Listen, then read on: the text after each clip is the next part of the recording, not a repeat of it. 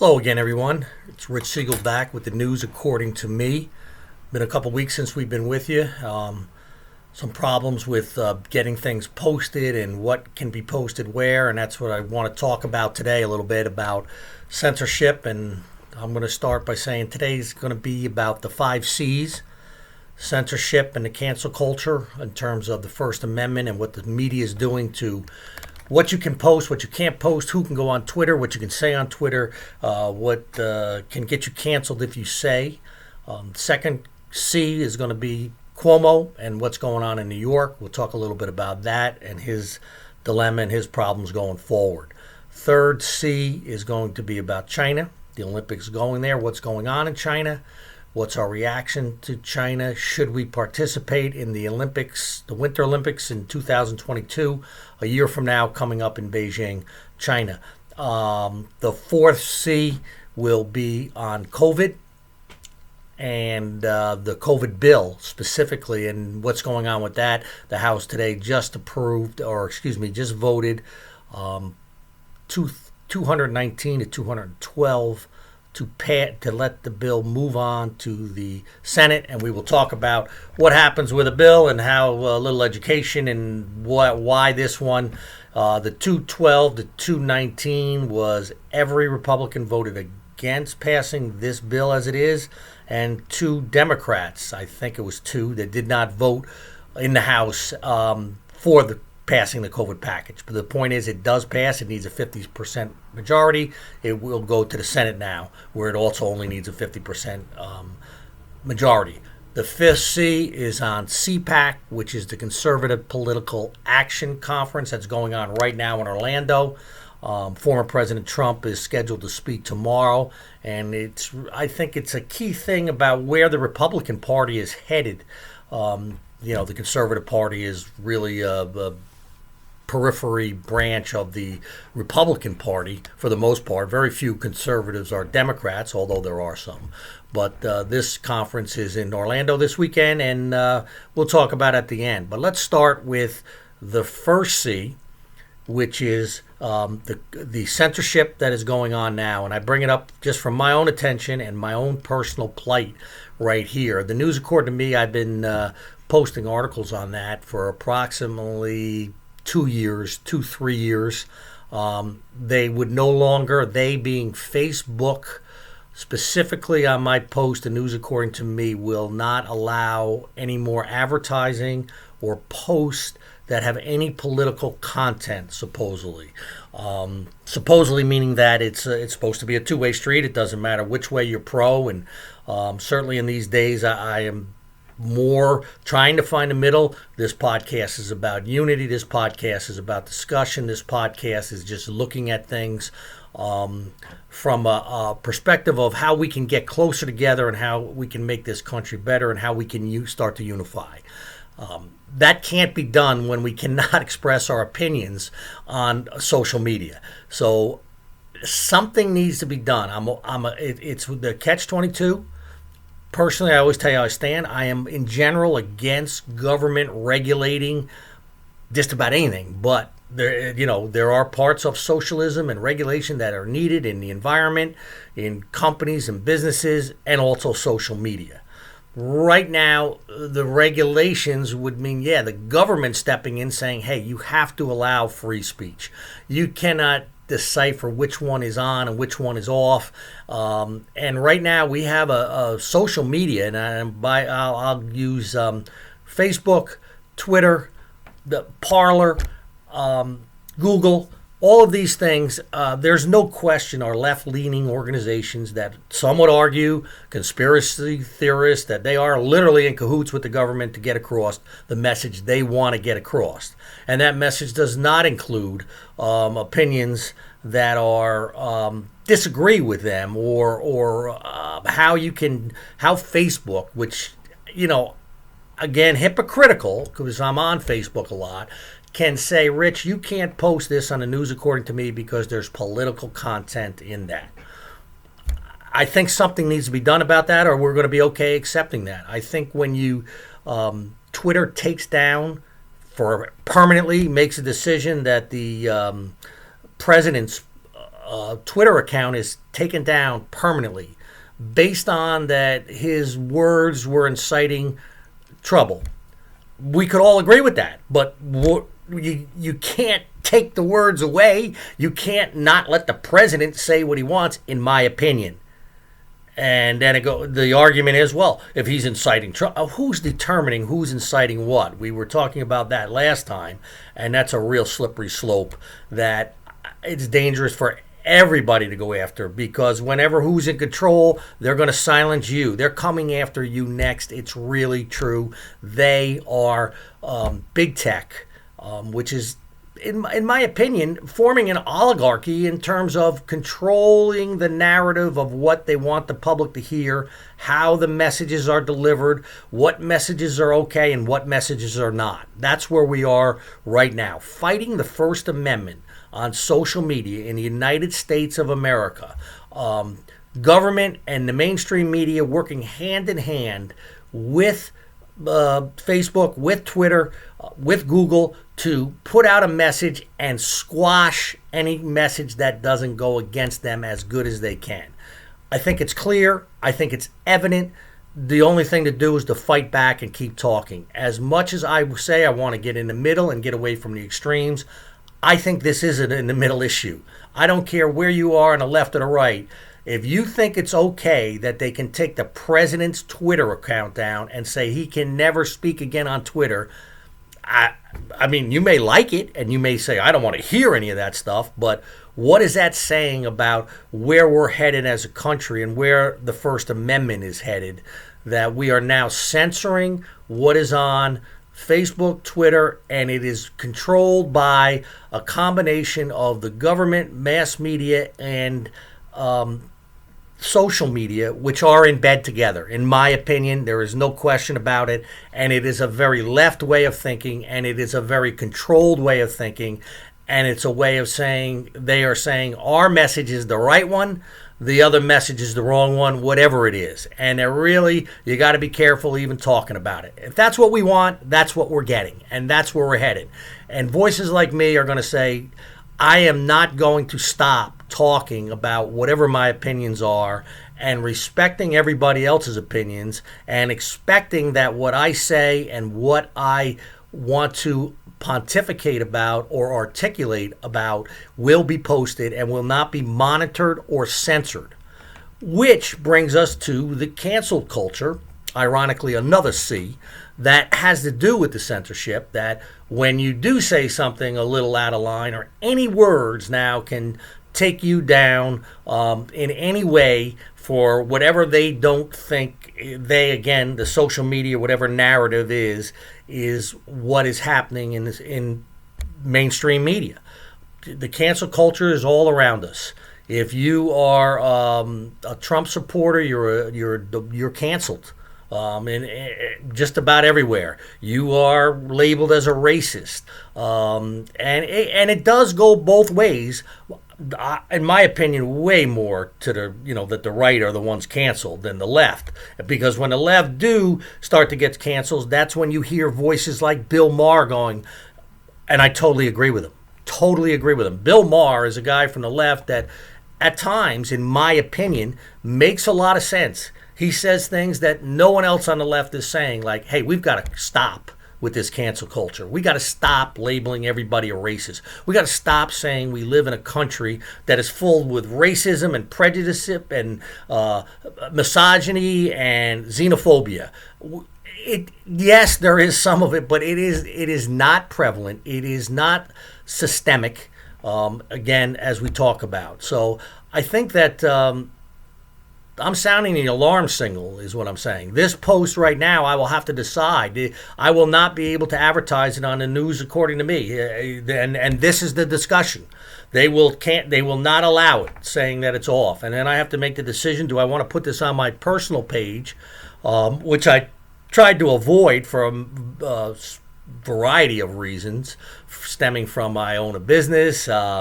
I really don't want to jeopardize any of my workforce or the people around me by me being labeled in a particular way that's usually not correct. as always, just by, one thing you may say on here will be taken out of context, and that's it. That's the way it works. So that's why you got to be careful, and it's a shame that we have to be careful. Now, speaking of cancel culture and going on someone on the left that's having their problems right now, it's Governor Cuomo in New York.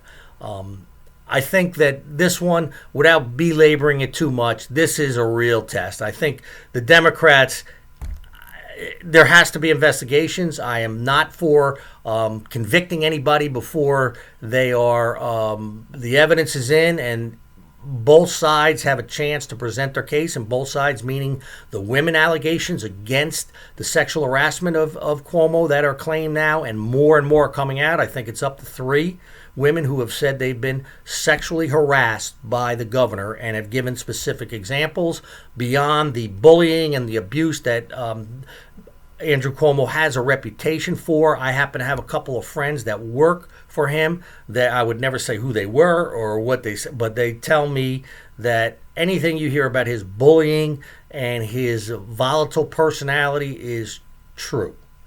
And that there are going to be people coming out of the woodwork all over the place who he's bullied. I don't know about sexual harassment. They don't throw you out or impeach you for bullying, but it does tell you the type of person he is.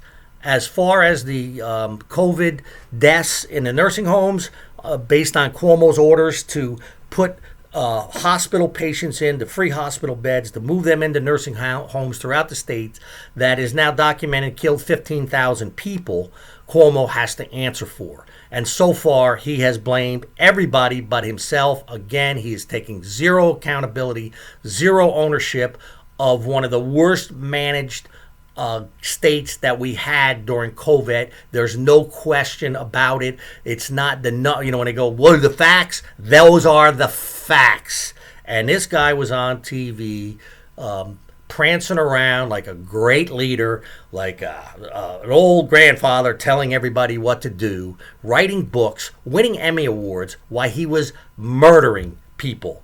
And not on purpose, obviously, but making the wrong decisions in COVID. This state has been managed terribly when it comes to COVID. And you got to point to the top. The Democrats wanted to blame Trump for 400,000 deaths. If that's the way it's going to work, go ahead.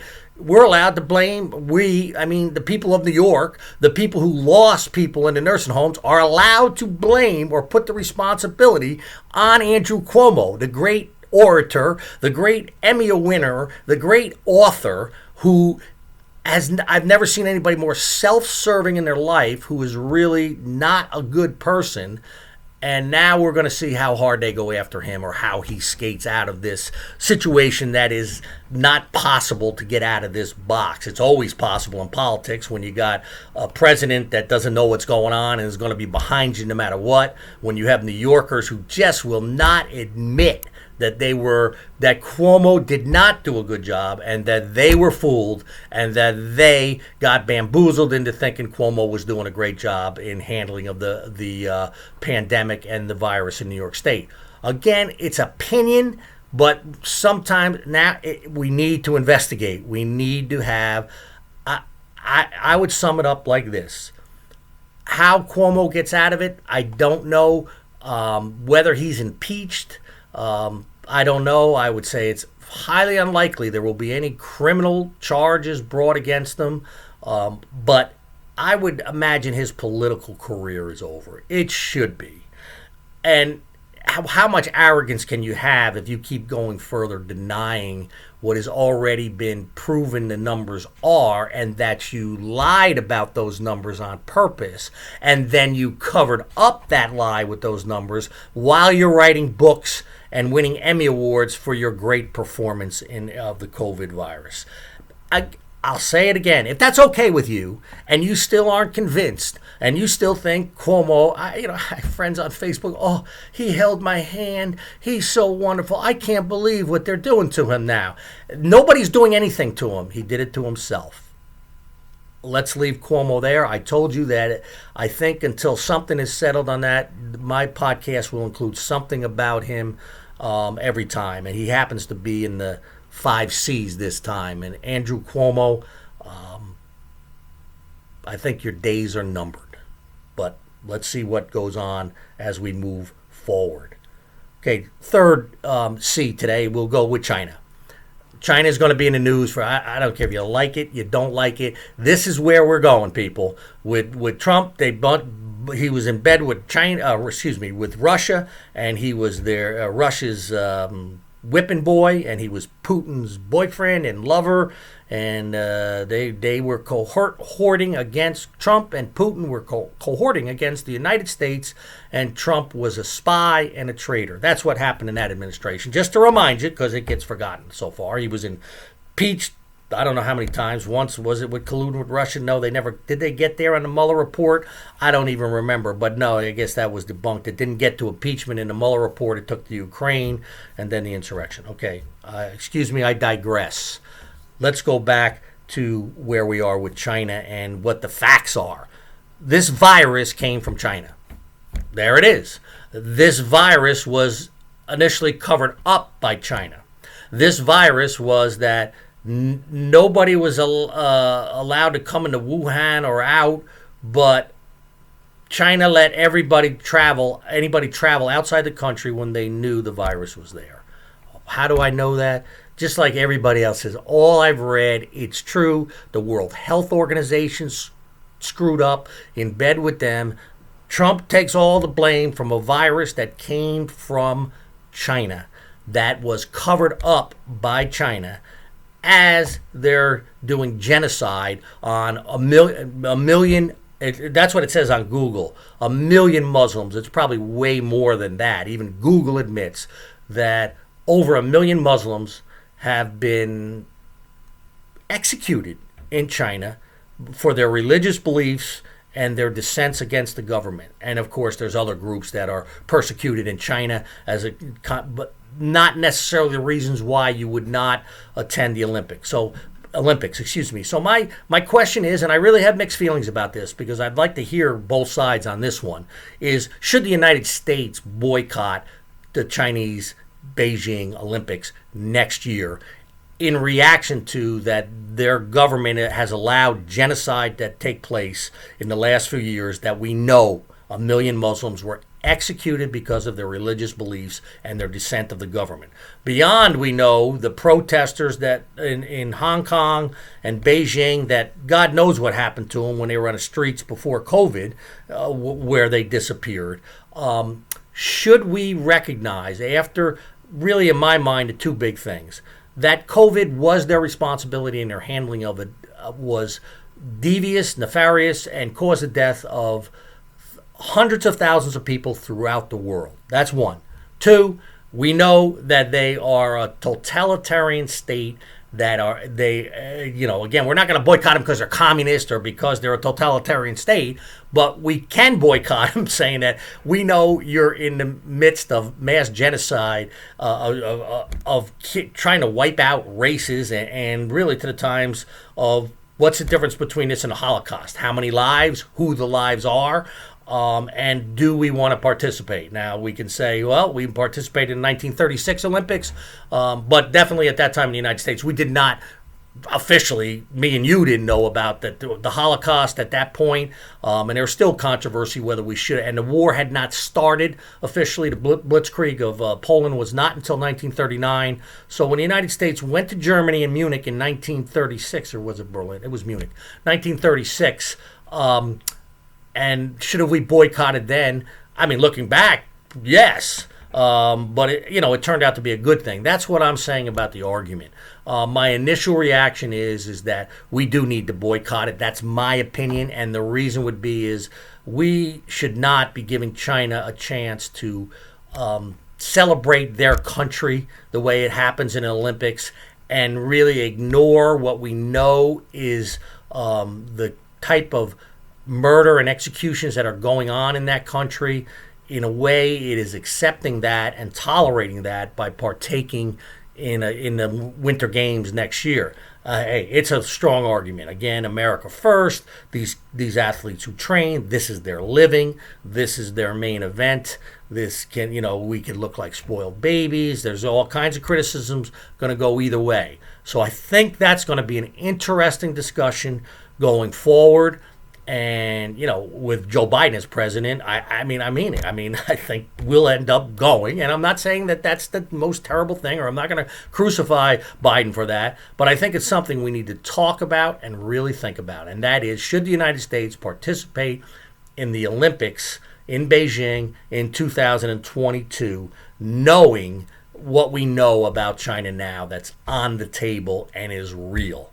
Are we going to send a statement, or are we not? So that's China. Let's move on to our fourth C, which is the COVID bill that is in the progress right now of just being passed by the House and moving into the Senate. A bill works simply like this. There's an idea.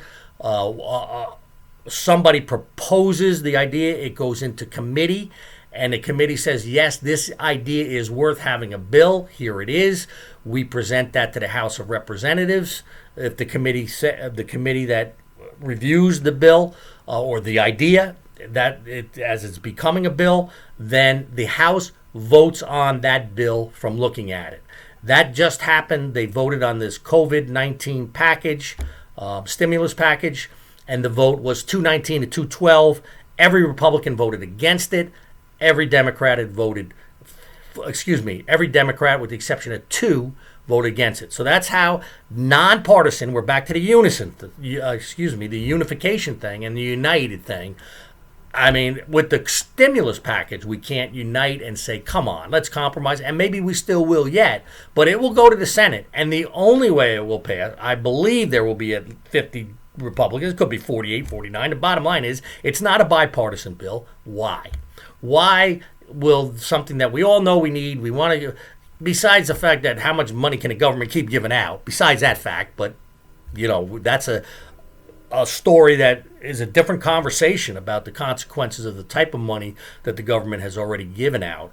But about this specific latest COVID package that's in front of the Congress right now, the Senate will vote this week, and it could very well be 50-50, and then Kamala Harris will approve it. Why is there so much resistance from the Republicans on this bill that's going to help the people? It's going to give $1,400 to individuals. There's going to be some more help for small businesses. There's going to be money more into the circulation. It's definitely to stimulate the economy, no question. The problem is more than half the bill has nothing to do with COVID relief. It has to do with improving the Smithsonian Institute, the Kennedy Center, programs in Europe.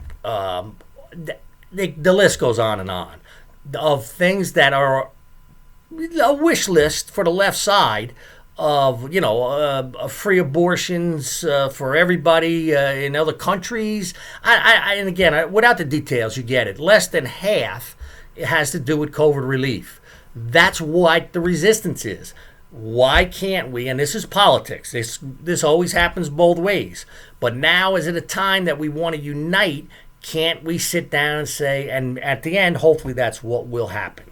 Some of these wish lists that the left has in this COVID package will be pulled out, I think. Right now it's a $1.9 trillion package that has passed the House and will be, and it's taken this long because there's that much resistance to it, and there will be, and I just told you why. And there's some Republicans who are just against it because they don't want the government giving out any more money. I am not one of those. I am saying let's do it again. Let's keep giving out the money, but let's give it to us. Let's give it to the people who need it. If we're going to spend $1.9 trillion on top of the $4 trillion we already spent for COVID relief, let's try to get it going to the right places. And that just falls back into America First. And that's a really general philosophy. And when does America First come in? And what is America First? And what is an American First? In this case, in my opinion, we're talking about COVID relief. I understand that these bills, elections have consequences. Who's ever in charge gets their wish list. But it doesn't mean that people go, oh, yeah, let's pass that. When it has the biggest thing to bail out the blue states like New York and California, who have been run disastrously And there's a lot of relief for them in that package, and I think that's what has Republicans at the idea that they're not going to get one vote. They didn't get one vote in the House of Representatives for this corona. Now, what does that make? Republicans all bad people who don't want to help the American people? Of course not. Of course not. It is about they don't want to pay for New York's mistakes. They don't want to pay the federal government for California's mistakes or Chicago's mistake. I don't care if they're blue or red states, but they're economically destroyed. They're a disaster, and they're going to get big money if this package passes as is. So think about that. And what's a fact and what's not, and what's truth and what isn't truth. All right. Lastly, on the C's, we're going to go with CPAC, the Conservative Political Action Convention that's being held in Orlando. What's particularly interesting about it this year is that the Republican Party, everybody is split. I don't know. This is what's going to play out, and how big a role Trump will play in the Republican Party going forward. These are the things that are discussed at these places, and Trump is going to be a speaker there tomorrow. I don't think he's going to announce that he's running in 2024, but I think he's going to make it clear, this is my opinion, that he's going to be very active, and that I do think that he's here to stay. Again, I'm not commenting whether I think that's good or bad. I just think that's the reality right now, that Trump is still the voice of the 75 million of the Republican Party is changing. Again, if you can't see that, it's real. It really is turning into the Republican Party is becoming more of the blue-collar party, and the left is becoming more of the elitist, rich people who drag along the people they just keep handing money, whoever they are, the poor, the downtrodden, the people who rely on government for a crutch. And there's nothing wrong with that. That's the Democratic Party. The rich elites who tell everybody what is right and wrong and know what's right and wrong and don't want to hear anything about anything else because they're going to show you how it's done no matter what it is. Them and their following is big city. I'll say it again. Poor people. People who depend on the government for their income is really what the Democratic has. Young people, too, that whatever have been influenced into that, socialism is a little better, and that's where the left is. So they're having their own civil war in the Democratic Party. The Republican Party civil war is about Trump or not Trump, in a way, about are we changing into the party that has to be more flexible on issues like abortion and gay rights and more progressive moves that Republicans, I believe there's a lot of voices out there, myself included, that feel that way, that not wanting to be labeled as the old corporate businessmen in the Chamber of Commerce days, where the Chamber of Commerce they're the businessmen of the area and they know everything. I think that Republican Party is fading, and there's a lot of Republicans who don't like that. They don't want to be that progressive, or they don't like that Trump has stirred things up so much, which is he's calling them all corrupt. He's not singling out like the Democrats do. No, it's just the Republicans are corrupt. He is willing to say that both sides in Congress has been, always was, the FBI, the CIA, they need reform, they need monitoring, they need to be taken a look at and not just be nodding at them all the time. So with all those C's, in closing, a couple of wisecracks, I guess, is where is the State of the Union? I've been Googling that. I've been asking. It's postponed. Why? The State of the Union has happened. I didn't research this. There's probably years it didn't happen. But I cannot remember in my lifetime that there not being a State of the Union. And I'm not saying there's not going to be one, but it is usually, I'm going to go 99% of the time, or I don't remember it never not being done, by February or January. Now, this year we have a new president, but when Trump was elected the first time, there was a State of the Union. When Obama was elected the first time, there was a State of that Union that year by the newly elected president. Why not? I mean, I'm not trying to make a huge deal on this, but it's the State of the Union. Shouldn't the President of the United States be up there going, hey, this is the State of the Union? Wouldn't that give us an opportunity to say, hey, I want to unify, and here's how we can do it. We have to make adjustments in the COVID package. We have to recognize that there are 75 million people who think Trump did some good things. We have to not just accept them all, but we can't squash everything. And so far, let's all agree, unity. Last time I gave him an F, Congress, I'm staying there. F. Okay, the American people themselves, from what I've seen so far, D still. And that's me observing, listening to people talk, watching Facebook. The sides are as divided as ever. Let's stop. Let's get together more in the middle. Let's talk about things like be realistic about China. Be realistic about the COVID package. Be realistic about when we're going to open schools. Understand the union's control. So it's a long, long speech I'm giving again, but I think that covers it for this week. I look forward to seeing you next time, and I'm not sure where this is going to be anymore, but try the News According to Me, www.thenewsaccordingtome.com, or I may make a decision this time that I'll be on my own Facebook page saying, here it is, take it or leave it. It's a free country. Thanks a lot, guys. Have a good weekend.